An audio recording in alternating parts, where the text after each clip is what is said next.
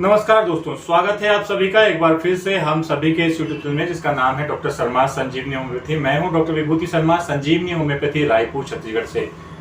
दोस्तों, आज मैं जिस टॉपिक को लेकर बात कर रहा हूं थोड़ा डिफरेंट है और अभी तक मैंने इस तरह के डिस्कशंस नहीं किए। ज़्यादातर लोगों ने पूछा था कि क्या होम्योपैथी करने का यही तरीका है या कौन सा तरीका है होम्योपैथी करने का। मैं आज उसी तरीके को आपके सामने लेकर आ रहा हूँ और ये तरीका बहुत ही अनसुलझा पहलू साबित होता है। इस अनसुलझे पहलू को यदि आप सुलझा लें तो पूरी की पूरी पिक्चर क्लियर हो जाती है।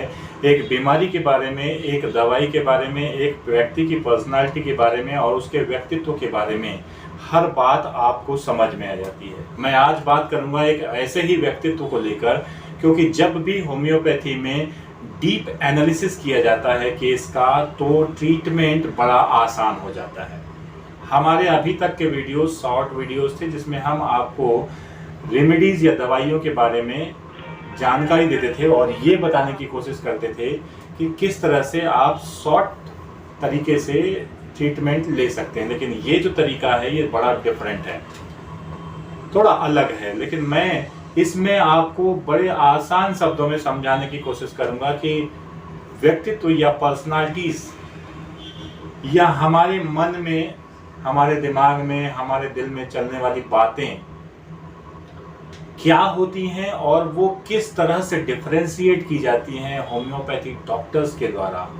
उनके कंसल्टेशन के दौरान वो कैसे पता करते हैं कि आपके दिमाग में, आपके जेहन में जो बात चल रही है, मैं इसे बोलूँगा कि आपके मन में जो बात चल रही है, उस बात को लेकर, उस बात की थीम को समझकर और आपकी पूरी पर्सनालिटी, पूरे व्यक्तित्व को समझकर एक कॉन्स्टिट्यूशनल मेडिसिन आपको प्रिस्क्राइब की जाती है।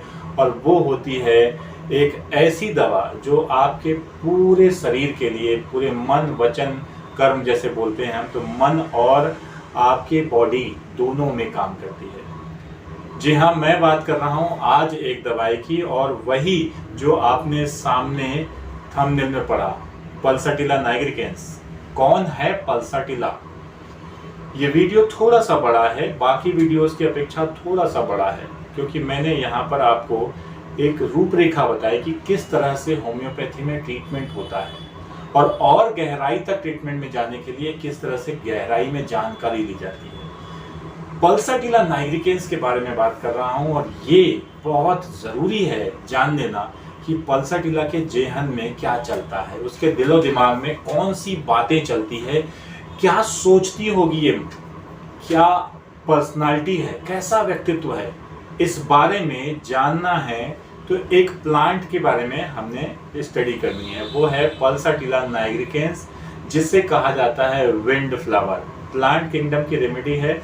हम ये क्यों कर रहे हैं? हम आम व्यक्तियों के लिए, आम लोगों के लिए, लेमैन के लिए ये बताने की कोशिश कर रहे हैं कि होम्योपैथी ट्रीटमेंट कैसे किया जाता है और क्या क्या तरीके हैं। हमने फिजियोलॉजिकल तरीका बात किया, हमने पैथोलॉजिकल बात किया, हमने हार्मोनल वे बात किया। आज हम बात कर रहे हैं साइकोलॉजिकल लेवल पे जाकर, डीप स्टडी करके, एनालिसिस करके, केस टेकिंग करके कैसे उस फीलिंग को समझा जाता है, उस अंदर की अंतः मन की बात को समझा जाता है कि वो व्यक्ति क्या सोच रहा है उस बीमारी के दौरान, या उसके अंदर का व्यक्तित्व कैसा है, वो खुद कैसा है, उसके अंदर क्या चल रहा होता है, उसके इनसाइड व्यू जो बोलते हैं वो है। हर व्यक्ति का बाहरी आवरण कुछ और होता है, लेकिन अंदरूनी आवरण, इंसान के मन की बात क्या है, उस बात को समझने की कोशिश कर रहे हैं। कैसी होती है पल्साटिला, कैसा होता है उसका व्यक्तित्व। चलिए शुरू करते हैं। वीडियो को थोड़ा सा बड़ा था लेकिन ये आप गहराई से समझ पाएंगे और आज के बाद जितने भी वीडियोस इस तरह के अपलोड होंगे आप पूरी पर्सनालिटीज या व्यक्तित्व को समझ पाएंगे और अपने आसपास देख पाएंगे कि, और खुद भी समझ पाएंगे, खुद भी आप इसको महसूस करेंगे कि किस तरह से व्यक्तित्व का बड़ा असर होता है या व्यक्तित्व किस तरह से एक बीमारी की तरफ जाता है। पल्साटिला एक ऐसी महिला जो बड़ी शांत स्वभाव की है, बड़े सॉफ्ट स्वभाव की है, बहुत सॉफ्ट नेचर है, बहुत सॉफ्ट नेचर। एक फूल है जिसे विंड फ्लावर कहते हैं। विंड फ्लावर मतलब ऐसा फूल जो पर्पल कलर का होता है, उसका पिक्चर हम लोग लगा देंगे। आप विंड फ्लावर सर्च कर सकते हैं, पल्साटिला नाइग्रिकेंस को नेट पे आपको मिल जाएगा। हवा जिधर बही ये उस तरफ झुक जाता है। इस पूरे के पूरे व्यक्तित्व को समझिएगा, इसकी पर्सनालिटी को समझिएगा। हवा जिस तरफ फ्लो हो रही है, पल्साटिला का ये वाला फ्लावर भी उस तरफ मूव कर जाता है और ये ओपन में एयर में रहता है। सॉइल जो होती है उस सॉइल मिट्टी में रहता है, जिसमें ये जिस डायरेक्शन से ज़्यादा हवा आती है उस डायरेक्शन की तरफ मूव कर जाता है। बड़ा सॉफ्ट टाइप का प्लांट है। जब इसका आप यहाँ पिक्चर देखेंगे तो आपको समझ में आएगा कि इससे खूबसूरत फूल आपको पूरी दुनिया में ढूंढेंगे नहीं मिलेगा। पूरी मटेरिया मेडिका में, होम्योपैथी के मेडिसिन की बुक में सबसे अच्छी मेडिसिन, सबसे अच्छी पर्सनालिटीज़ में से हम लोग इसको देखते हैं और बहुत ही सॉफ्ट, माइल्ड, जेंटल है। और इसकी जो पूरी बेसिक थीम है, मैं उस थीम को एक लाइन में समझा रहा हूँ। जो बेसिक थीम है वो है सरवाइव करने के लिए, मतलब खुद को जिंदा रखने के लिए एक सबसे ज़्यादा सॉफ्ट नेचर बना लेना, अपने आप को इतना सॉफ्ट नेचर में तब्दील कर देना कि आप सर्वाइवल के जितनी, सर्वाइवल मतलब सबसे कम से कम उम्मीद, जितनी या उम्मीद या ज़रूरी चीज़ जो ज़रूरी होती है जीने के लिए, जीवन को बचाए रखने के लिए, वो यदि मिल जाए, सबसे कम उम्मीद या सबसे कम से कम सामान या सबसे कम सहारा यदि वो मिल जाए तो उसे हम कहते हैं सर्वाइवल। तो सर्वाइवल के लिए सबसे जरूरी चीज, जितनी जरूरी चीज सर्वाइवल के लिए जरूरी इंसान को जरूरी होती है, वो होती है पल्साटिला के लिए लव और केयर की। मतलब पल्साटिला अपने अस्तित्व को बनाए रखने के लिए अपने किसी भी डायरेक्शन में, जिस तरफ से हवा का झोंका आता है, वो झोंका आता है और पल्साटिला मुड़ जाती है, अपने आप को मोल्ड कर देती है। ऐसा व्यक्तित्व मैं बार बार बोल रहा हूँ लेती है। मतलब ये फेमिनाइन जेंडर होता है, फेमिनिस्टिक होती है। चाहे मेल्स भी हों तो थोड़े फेमिनाइन नेचर के, सॉफ्ट नेचर के होते हैं, बहुत लविंग होते हैं, बहुत केयरिंग होते हैं, बहुत ही फेमिनिस्टिक होते हैं, बहुत इफिमिनेट कैरेक्टर होता है। मेरे ऑब्जर्वेशन के हिसाब से तो इससे ज़्यादा ब्यूटीफुल पर्सनालिटी आपको नहीं मिल सकती और बहुत ही चाइल्डिश नेचर की होती है। ये एक ऐसी प्रतिभा है, एक ऐसी पर्सनालिटी है जो बचपन से ही, बचपन में तो आप वैसे ही चाइल्डिश होते हैं, तो बड़े होने के बावजूद भी इसके अंदर वो चाइल्डिश नेचर रहता है। ये ऐसी फीमेल है जो पूरी जिंदगी चाइल्डिश रहना चाहती है और बचपना इनके अंदर बचपना मतलब स्वीटनेस। आप किसी बर्ड को ले लीजिए, जो कली खिल रही है, वो कली हमेशा कली जैसे ही रहे, वो सॉफ्ट रहे, वो माइल्ड रहे, वो जेंटल रहे और इसको अपनी तकलीफ भी बताना हो तो बड़े प्यार से रोते हुए बताती है, बड़े सॉफ्टली। मतलब हमारी क्लिनिक्स में भी जब ये पेशेंट्स आते हैं तो बड़े सॉफ्टली, बड़े माइल्डली, बहुत जेंटली बिहेव करते हैं और they can not live without fresh air.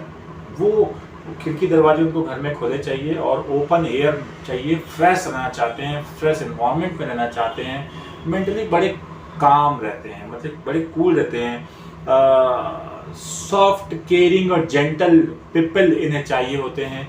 ये अपनी ज़िंदगी भी वैसे ही जीना चाहते हैं, सॉफ्टली, केयरिंग तरीके से और बड़े जेंटली जीना चाहते हैं और ये वैसे ही व्यक्ति से रिलेशन रखना चाहते हैं, उन्हीं के साथ जुड़ना चाहते हैं जो बड़े सॉफ्ट, माइल्ड और केयरिंग हो। और इस सॉफ्ट, माइल्ड और केयरिंग नेचर को ये पूरी ज़िंदगी बनाए रखते हैं और इसी के कारण प्रॉब्लम भी होने लग जाती है पल्साटिला में। प्रॉब्लम क्या हो जाती है? यदि यही नेचर पूरी ज़िंदगी नहीं बना रहा, इसमें किसी भी तरह का डिसऑनर आ जाए, इसमें किसी तरह का रिजिडिटी आ जाए, इसे किसी तरह का गुस्सा इसको ऐसे फेस करना पड़ जाए, या परिवार में या हस्बैंड के का रिलेशन या पिता और माता का रिलेशन इनके प्रति बेकार हो जाए या रिजिड हो जाए या रूड हो जाए, तो ये टूट जाते हैं। पर सरवाइव करते हैं क्योंकि ये उस लेवल तक बेंड हो जाती है, अपने आप को मोल्ड कर लेती है और सर्वाइवल करने के लिए, अपने आप को बचाए रखने के लिए ये सॉफ्टनेस इसमें हमेशा बनी रहती है। मतलब चाहे ये कितना भी टूट जाए, ये सॉफ्ट और जेंटल रहती है। यदि आपको ऐसी कोई पर्सनालिटी अपने आसपास दिखती है या कोई ऐसा व्यक्तित्व है तो वो पल्साटिला नाइग्रिकेंस है, पल्साटिला की प्रजाति है, पल्साटिला की नीड उसको होती है। पल्साटिला में मासिक धर्म की अनियमितताएं बहुत दिखती है। ये महिलाएं जो हैं वो जल्दी निर्णय नहीं ले पाती हैं, इनको थोड़ा सा सोचना पड़ता है, काम करने में थोड़ा सा स्लो होती हैं लेकिन काम पूरा करती हैं और बहुत ही स्नेहमयी होती हैं, बहुत प्यार झलकता है इनसे। ये परिवार के लिए बहुत ज़्यादा सॉफ्ट नेचर रखती हैं, फैमिली ओरिएंटेड होती हैं, बहुत सौम्य होती हैं, बहुत सभ्य होती हैं, थोड़ी सी अंदर से डरी हुई रहती हैं, एंग्जाइटी का थोड़ा सा लेवल इनमें रहता है और वो भी थोड़ा सा फ्राइटफुल नेचर हो जाता है क्योंकि इनके जो तकलीफ़ें हैं वो थोड़ा फ्राइट से, चिंता वगैरह से ज़्यादा शुरू होते हैं और थोड़ी सी अंदर से डरी हुई रहती है, डरपोक जिसको बोल सकते हैं, थोड़ी सी डरपोक रहती है।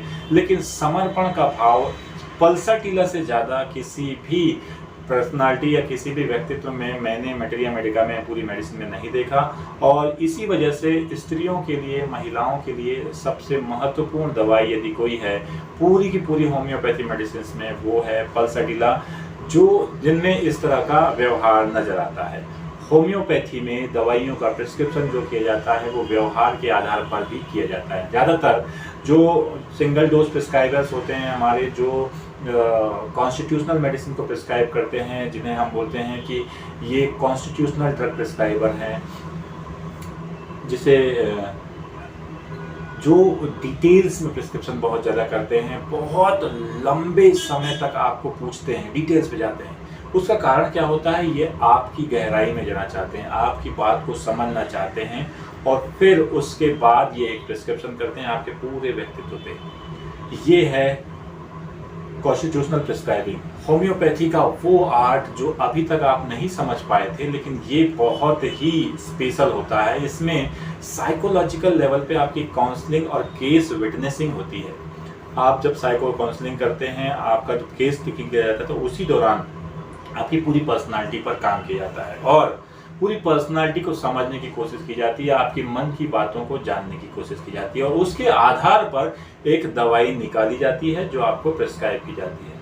ये है पल्साटिला नाइग्रिकेंस। पल्साटिला नाइग्रिकेंस को मैंने आपको जैसे बताया कि मेंसेस जब से आए तब से सिस्टम पूरा बिगड़ गया, उसके बाद से कभी ठीक नहीं आए। तो from the menarche to the menopause फिर मामला गड़बड़ हो जाता है मेंसेस का, तो वो भी इससे करेक्ट होता है और ये थायराइड के लिए भी बहुत अच्छी ड्रग है। पर मैं यहाँ आपको बताने की कोशिश कर रहा था कि पल्साटिला सोचती क्या है पल्साटिला अंदर क्या सोचती है।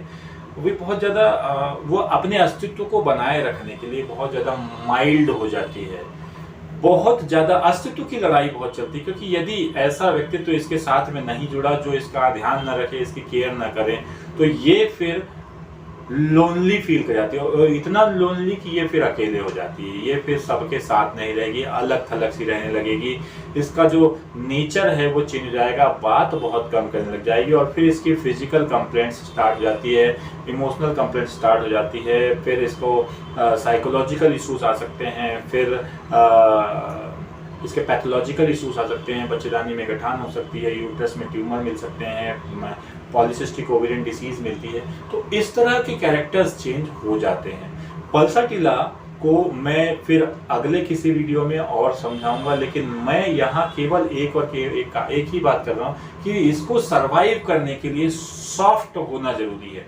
सर्वाइवल फॉर द सॉफ्टनेस, ये डॉक्टर राजेंद्र शंकरन भी जो होम्योपैथी काफ़ी एमिनेंट पर्सनालिटी हैं, वो भी he is also my teacher. तो उन्होंने भी हमें जब पढ़ाया था तो वो मुझे याद है वो किस्सा कि उन्होंने हमेशा कहा था कि सर्वाइव करने के लिए यदि किसी को सॉफ्टनेस की ज़रूरत पड़े तो आप पल्साटिला के बारे में सोचेंगे। सर्वाइव करने के लिए भी सॉफ्टनेस, मतलब जहां आपका अंत समय आ रहा है, जहां आपको कम से कम चीज़ें भी चाहिए जीने के लिए, वहां पे भी आप सॉफ्ट हैं।